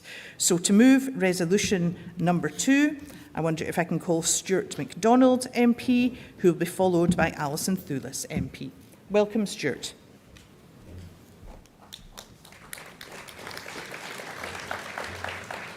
Colleagues, I am so immensely proud to be part of a political party that time and time again stands up for those fleeing persecution, a party that very much says it loud and says it clear: refugees are welcome here. And Conference, now more than ever, it is essential that that message comes from this conference over and over and over again, because these are incredibly dangerous and frightening times, with the future of the Refugee Convention and other fundamental human rights laws under attack as never before. And at the forefront of this full-on attack is a right-wing Tory government and a disgrace of a Home Secretary with our so-called Illegal Migration Act, one of the most horrendous pieces of legislation to be passed by Westminster in decades.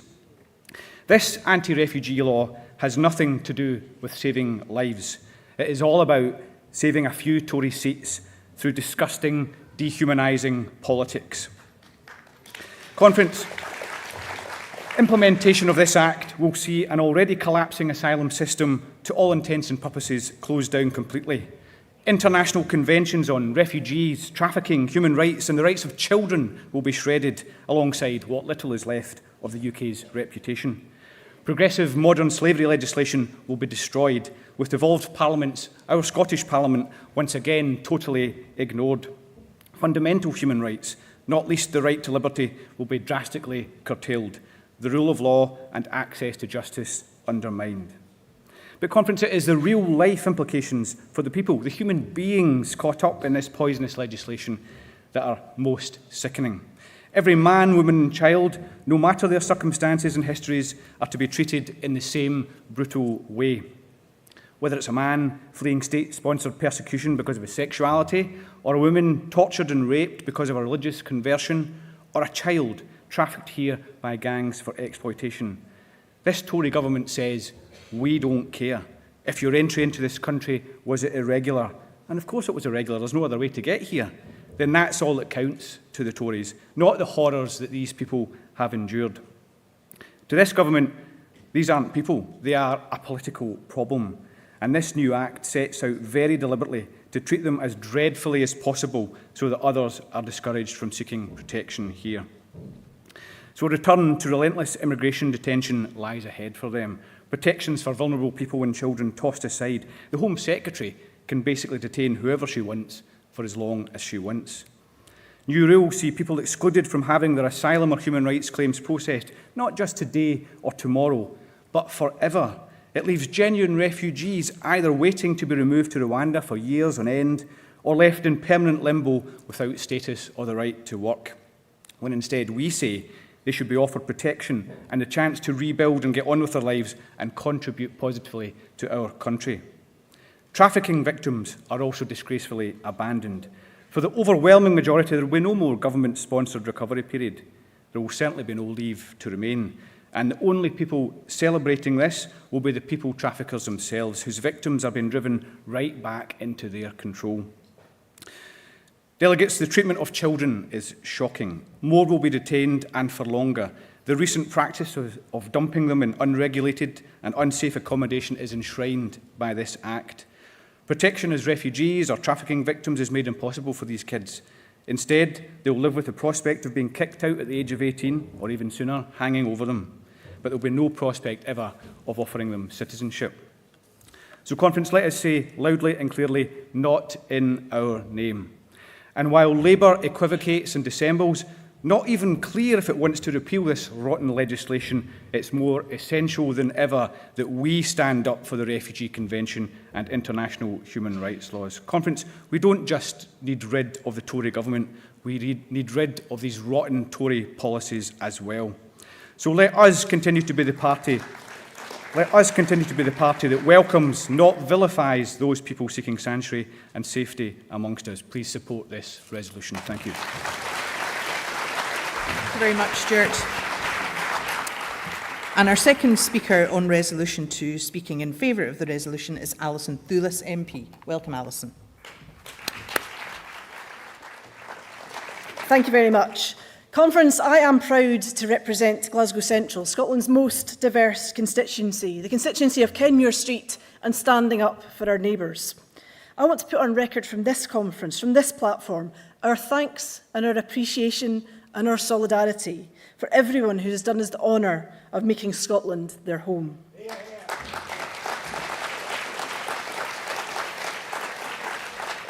We do this conference in the face of the UK government's hostile environment, started by Labour, turbocharged by the Tories. Conference, I sit across from people at my advice surgeries every week who are ground down by this cruel, broken system. And it breaks my heart to explain to them, to know that the delays, the dehumanising hardship, the painful separation from their families is not a bug of the Home Office system, it's a deliberate feature. There was a dystopian TV show recently called Years and Years, and given the hideous rhetoric from the Conservative Party conference, it feels that this fiction has become our reality in this broken United Kingdom. In Glasgow, Glasgow City Council faces a crisis situation where the Home Office may well go ahead and batch process the asylum backlog, which will have the effect of suddenly evicting people from Home Office accommodation and making at least 1,000 refugees homeless in the city of Glasgow in the depths of winter. Cruelty laid upon incompetence, and the Home Office are doing this quite deliberately. Conference, it's not a bug, it's a feature. Scotland desperately needs an alternative, and we can do so much better. Let's treat people with the dignity and respect they so deserve. Welcome people, lift the ban on them being from working. Allow people to contribute as they so dearly wish to do and as we would wish them to do. Conference, the Proclaimer said, we're all Scotland's story and we're all worth the same. Your Scotland's story is worth just the same. Reject the divisive politics wrought by Conservative governments and Labour governments alike. Reject the Illegal Migration Act. Support asylum seekers and refugees. Please give your support overwhelmingly to this resolution. Thank you. Thank you very much, Alison. Delegates, with no cards in against, and as I indicated, we are up against the clock, we will now move to a decision on resolution number 2. I wonder, given that we have had no cards in against, if you're content to accept it by acclaim. Thank you, Conference. And that takes us on to Resolution 3, entitled Inclusive Citizenship on Scotland's Independence Day. And this resolution will be proposed by Jeremy Fernandez from Elgin Branch and seconded by Serena Cowdy from Arbroath and District Branch. Welcome, Jeremy.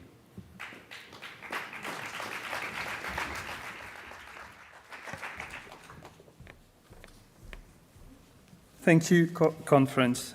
This motion is a slight course correction on a previous motion, so I'm really grateful to the Conference Committee for allowing it today. In 2021, this conference agreed that all British citizens would be entitled to Scottish citizenship on the day of independence. During the debate, not a single New Scot, migrant, foreign citizen, call us whatever you like, got the chance to speak. So today, my fellow New Scots, I hope you'll stand up and be counted. In the 2021 motion, we also mandated the Scottish Government to explore whether the rights to citizenship on the day of independence should be extended to those who are not British citizens.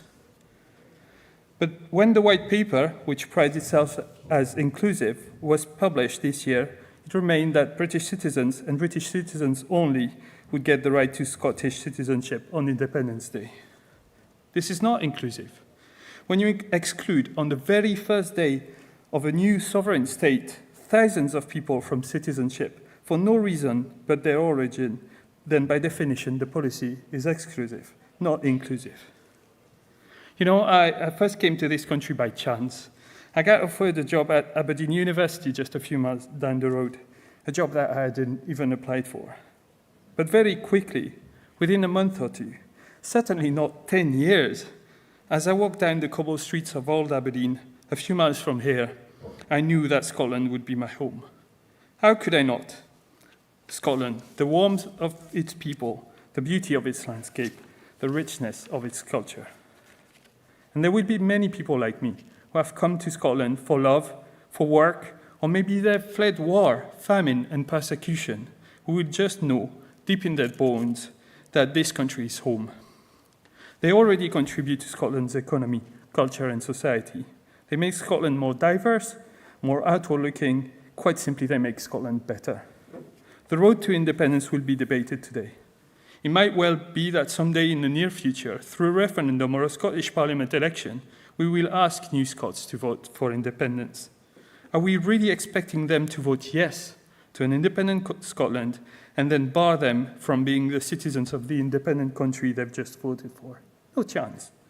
In the end, conference, it boils down to what vision you have as delegates for an independent Scotland.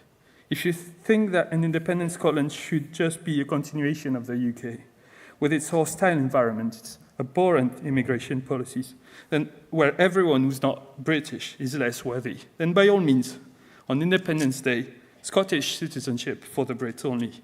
But if you believe that independence is our chance to write a new chapter on a fresh page of Scotland's story, where we value everyone's contribution equally, where no matter your country of origin, your ethnicity, or the reason you have moved here, Abdi is welcome. Then please support the resolution. Thank you very much, Jeremy. And to second Resolution 3, I call Serena Cowdy. Thank you, Serena.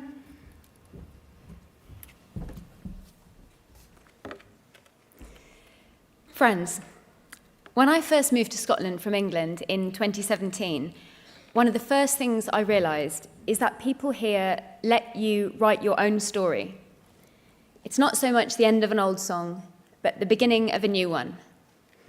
You're judged on how you act, what you bring to the table, and not what your background is, who you know, or who you used to be. I will never stop being grateful for that. I'm so happy that Jeremy felt just as welcomed as I did when he first came to Scotland, and his speech is absolutely spot on. I am delighted to second his proposal. Jeremy calls it a slight course correction, but actually, I believe it's a slight rewind.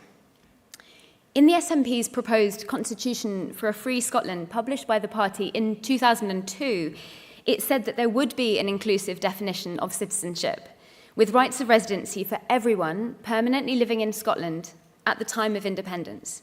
To quote directly, every person whose principal place of residence is in Scotland at the date at which this constitution comes into force shall be a citizen of Scotland and shall remain so until such time, if any, as he or she shall renounce such citizenship.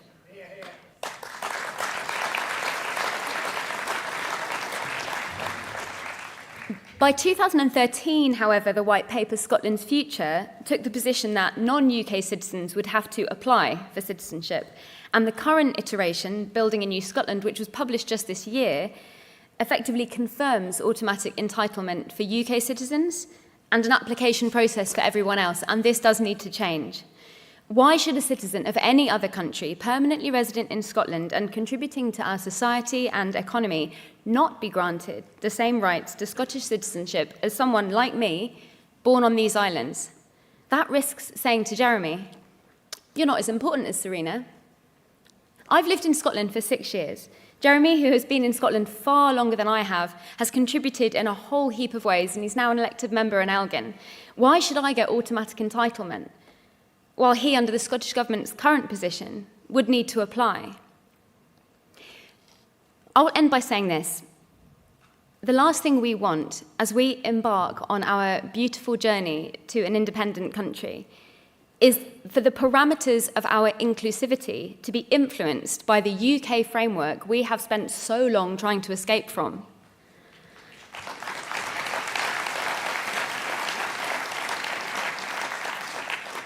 Ultimately, friends, the premise of an independent future should not be limited by the boundaries of a UK past. I urge you to support this motion. Thank you. Thank you very much, Serena. For resolution number 3, I have a card in for the remit back. However, I don't have a seconder. To allow me to take that speaker, I would need a seconder from the floor. Do I have a seconder from the floor for the remit back?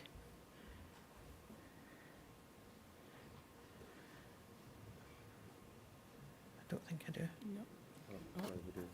Yeah. Where? Oh, I do see somebody waving at me from the back. Thank you very much. I therefore call Gareth Morgan of Dunbar Branch to move the remit back. Thank you. Thank you very much. Conference, like Serena, I'm a new Scot. I moved here in 2016, and my main reason was that I wanted to be able to regain my EU citizenship that was so cruelly taken away from me by the Brexit process. I support all the principles of this resolution, but I feel there are one or two fundamental errors. It proposes that everybody resident in Scotland on the day of independence would automatically be granted citizenship. That, unfortunately, doesn't make sense, and it wouldn't work under EU law in particular. You could have all sorts of people who were temporarily resident here, maybe just short-term visitors, who would suddenly find they were made Scottish citizens. In some cases, that could actually upset their citizenship of their home nation. What about the process of people who are seeking asylum here?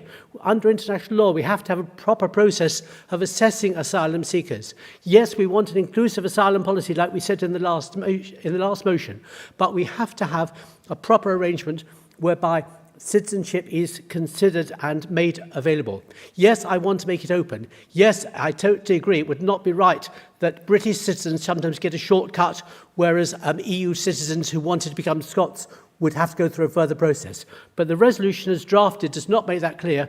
It talks about everybody who's resident, and therefore I ask Conference to refer the motion, remit the motion back, so that it can be adjusted on those lines. Thank you very much. Thank you very much, Gareth. Having been seconded from the floor, I think we'll now move to summing up. And Gareth, I know you've just left the stage. Do you wish to sum up, or do you want to waive your right to do so? It's happy to waive. Thank you. Councillor Fernandez, do you wish to sum up? He's also waiving. Thank you very much. And that takes us then, delegates, on to voting on resolution number 3. So we will vote firstly on the remit back. And if I can ask all those who are in favour of the remit back to raise your cards now, please. Thank you very much. Cards down. All those against the remit back, please raise your cards now. I think that's definitely, the remit back definitely falls. Yep, thank you very much. Cards down. The remit back falls. So we'll move now to voting on the resolution.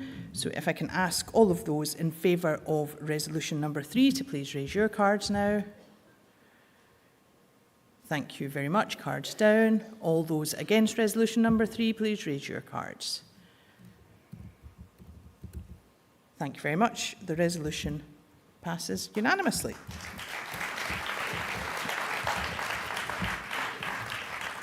Thank you, Conference. We will press on with resolution number 4 before breaking, and we will call Councillor Julie Detbarn to move resolution number 4, and she'll be seconded by Councillor Kelly Parry to second.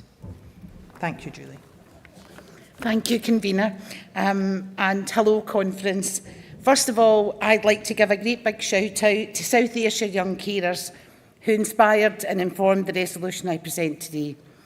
They recently invited all local elected members along to the screening of their brilliantly insightful film, The Weekend, giving us a flavour of their experiences and challenges. In the discussion that followed, it was suggested that perhaps extending the equivalent of the enhanced bursary currently available to care experienced young people to young carers would enable many more young carers to benefit from further and higher education. The care experience bursary is a non-income assessed, non-repayable grant of £8,100 per year for eligible care experience students in full-time education at college or university. The bursary recommendation was based on evidence that those with care experience were then much less likely to enter further education, at least in part due to the prospect of incurring financial debt through student loans and being less able to rely on family for financial support. The policy intention was not only to remove those barriers by providing living cost support, adding value to the existing support provided by local authorities, but also to act as an incentive for people with experience of care to enter further in higher education, as they were at that time very much less likely to go on to study than their peers. It has been a great success. There's a recent excellent Celsius report which outlines the level of uptake since the introduction of the bursary, and also the course retention rates. It's not enough to get young people started. We need to get them to the other end and out with their qualifications too. It seems to me that many of our young carers face very similar barriers now to entering further in higher education. Those with significant caring responsibilities may be further disadvantaged by not being able to work to support their studies. Currently, young carers may be able to claim carers allowance of £76.75 a week if all of the following apply. They look after someone for at least 35 hours a week, they earn less than £139 a week, and importantly, they can't be in full-time education. As this is also tied to the cared for person's benefits, only one young person can claim carers allowance, while there may be 2 or 3 young people in the family helping to care for the same parent or grandparent. I appreciate that there are moves afoot to make changes to support all carers better as these benefits start to migrate over to Social Security Scotland, and I really welcome the pilots currently underway. But a survey of school pupils in 2019 revealed that almost 1 in 8 pupils provided some level of care to a family member. A third of those said that no one knew about it. Just stop for a moment to really let the implications of that sink in. It found young carers were more likely to live in low-income households, were much more likely to have poorer physical and mental health outcomes, especially those caring for a family member with mental health or addiction issues, and were very much less likely to ever see themselves entering further or higher education. These are circumstances which have an unfair lifelong impact. The Carers Trust survey published in March revealed the devastating toll that the cost of living crisis is having on young carers. The subsequent report, Being a Young Carer is Not a Choice, has made a number of very basic but very important recommendations, including more support with their money and finances and more support with their education.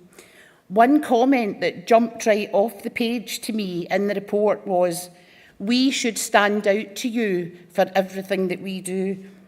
I want every young carer hearing this morning, well, this afternoon now, to know that you absolutely do stand out to us for everything that you do. We are listening, we will support you, and we will champion you in every way we possibly can.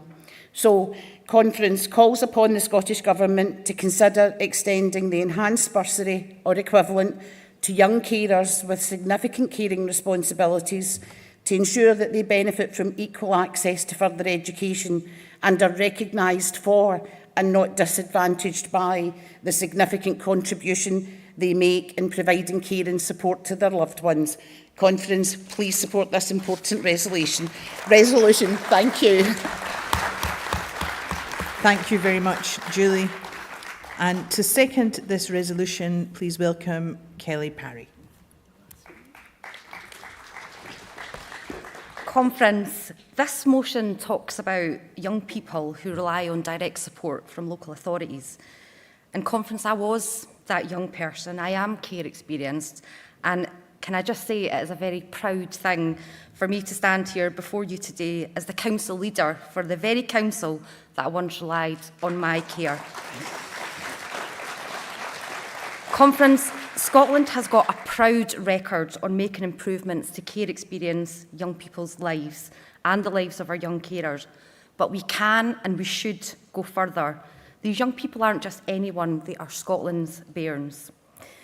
And as a care experience council leader, I am so proud that Midlothian holds the best record on progressing our policy as far as we can absolutely stretch it. Our work on the promise already extends as far as it can towards being a protected characteristic in Midlothian, but this should be enshrined across all public services. Conference, we are all Jock Tamson's bairns, and please vote for this motion. Thank you. Thank you, Kelly. Delegates, I have a card in to move the remit back for resolution number 4. However, to allow us to take that, I would require a seconder from the floor. Do I have a seconder from the floor? I see. Thank you very much. So to move the remit back on resolution 4, please welcome Charlotte Armitage.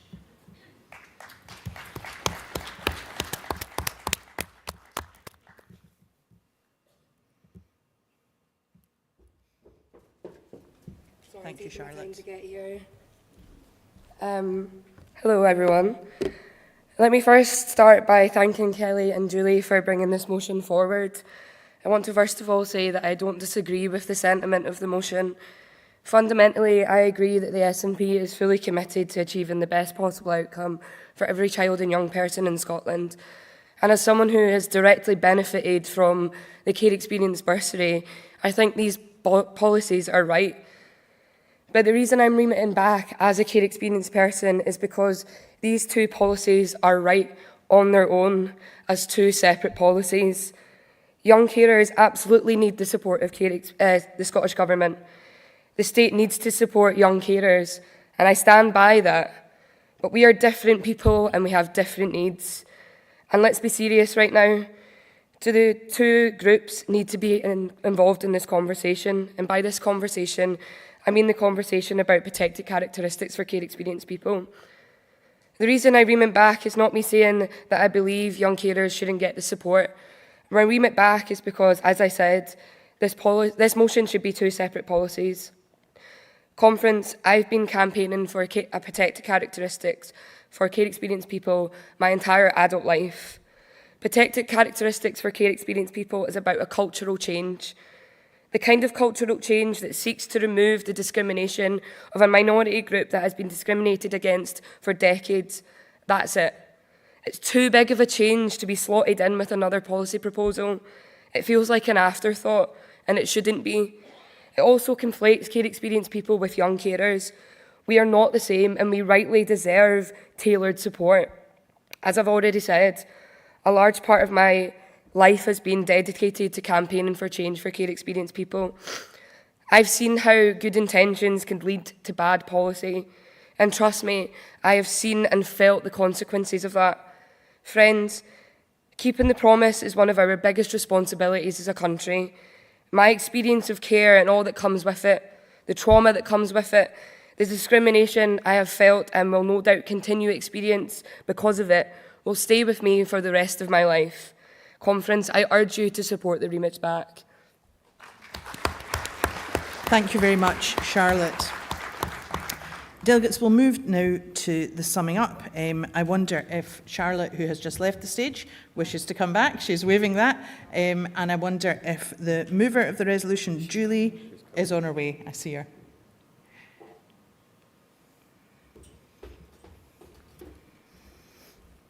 Thank you, Julie.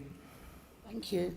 Just to say very briefly, I support everything that's just been said. It wasn't my original intention to bring this as a joint resolution, but I was encouraged to bring it today as a composite resolution to make sure both parts of it were heard and accepted by conference. Thank you. Thank you very much, Julie. So that summing up having been given, delegates will move now to voting on resolution 4, and we will vote firstly on the remit back. So if I can ask all those of you in favour of the remit back to raise your cards now, please.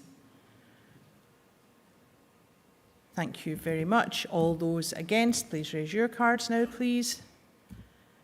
I think the remit back succeeds. And the remit back succeeds.